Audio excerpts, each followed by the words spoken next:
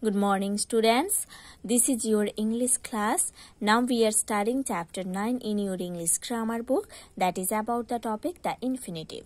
Students, in the previous class, we have already studied the first part of this chapter. Today in this class, we are going to study the second part of this chapter. In the previous class, we have already studied about bare infinitive in detail. Today in this class, we are going to study about to infinitive in detail. So students, let's open page number 46 in your English grammar book. Now see on the top of the page, to infinitive is used. To infinitive को हम use करते हैं with ought and have to express some obligation or duty. Okay?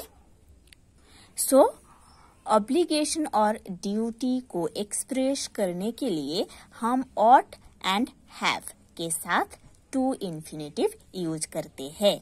Okay, obligation और duty को express करने के लिए हम ought एंड हैव के साथ टू इन्फिनेटिव यूज करते हैं.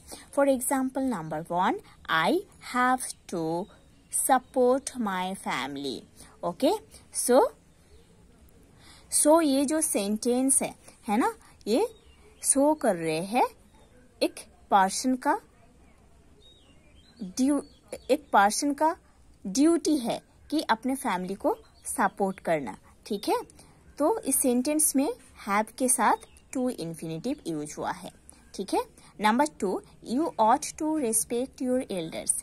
ये जो सेंटेंस है, इस सेंटेंस में ये शो हो रहा है कि किसी पर्सन को अपनी जो एल्डर्स है उन लोगों को रेस्पेक्ट देना एक ड्यूटी है. ठीक है, इसीलिए इस सेंटेंस में ऑट के साथ टू इन्फिनेटिव यूज हुआ है. नंबर 3, बॉयज हैड टू पे देयर फीस.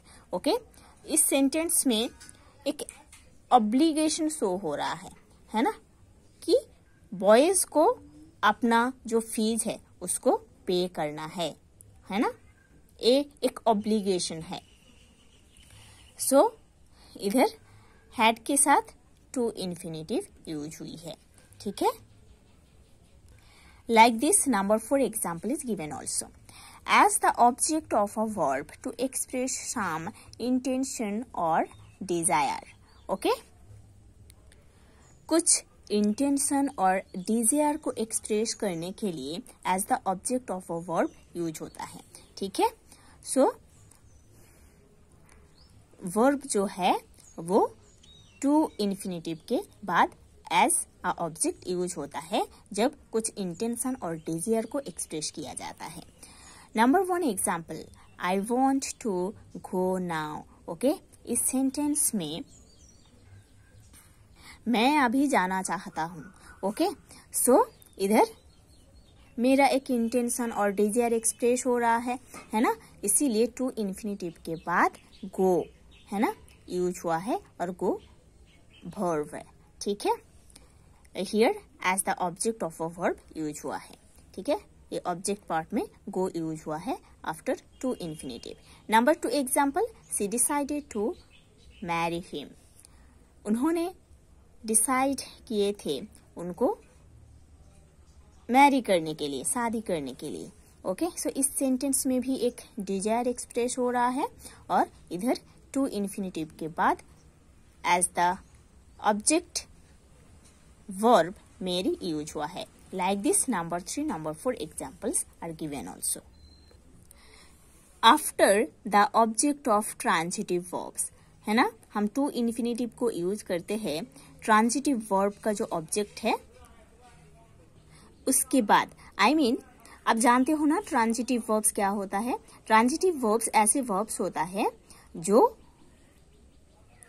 ऑब्जेक्ट को इंक्लूड करते हैं है ना. ट्रांजिटिव वर्ब के साथ हमेशा ऑब्जेक्ट रहता है. ठीक है, और उस ऑब्जेक्ट के बाद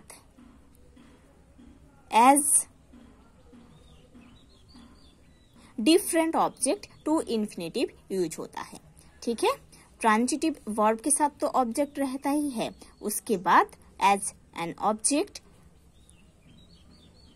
टू इन्फिनेटिव यूज होती है. For example see, I begged him to help me.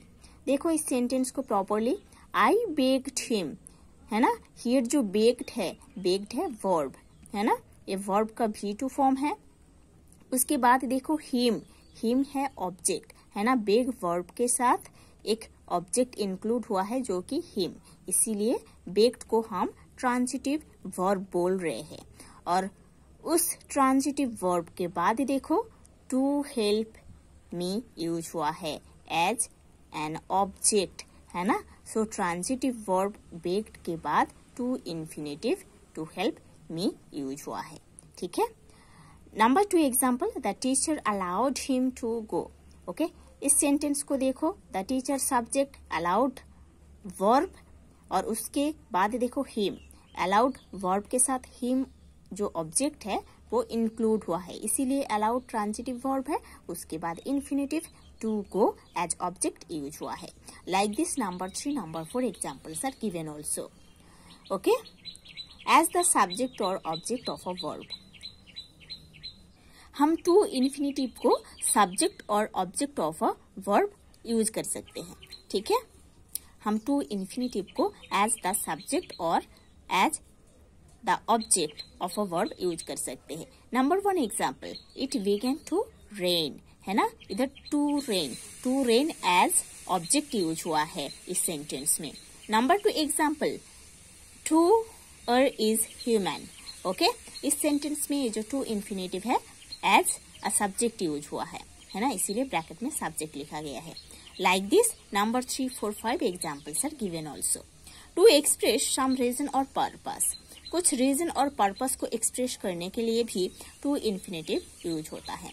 For example number 1, I came here to consult you, है ना, मैं इधर आया था आपके साथ कंसल्ट करने के लिए। ओके, सो किस कारण आया था आपके साथ कंसल्ट करने के लिए, किस पर्पस में आया था आपके साथ कंसल्ट करने के लिए, है ना, इसीलिए इधर इस सेंटेंस में टू इन्फिनेटिव यूज हुआ है। टू कंसल्ट है, टू इन्फिनेटिव इसीलिए यूज हुआ है क्योंकि ये जो सेंटेंस है ये सेंटेंस एक रीजन और पर्पस को शो कर रहा है। Number 2, we did not go there to earn money, हम उधर नहीं गए थे मनी अर्न करने के लिए, ठीक है।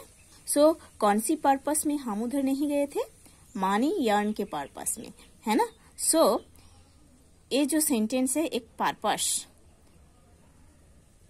शो कर रहे हैं, इसीलिए इधर टू इन्फिनेटिव यूज हुई है। Like this number 3, number 4 examples are given. As the qualifier of an adjective और अ नाउन। ओके, एडजेक्टिव और नाउन का एज अ क्वालिफायर ये यूज होता है टू इन्फिनेटिव, है ना। एडजेक्टिव और नाउन का जो क्वालिफायर है उसके हिसाब से भी ये यूज होता है to infinitive. Number 1, he is too ill to walk. Number 2, this is not the time to play. Okay, like this, these examples are given. You have to study properly about to infinitive in detail.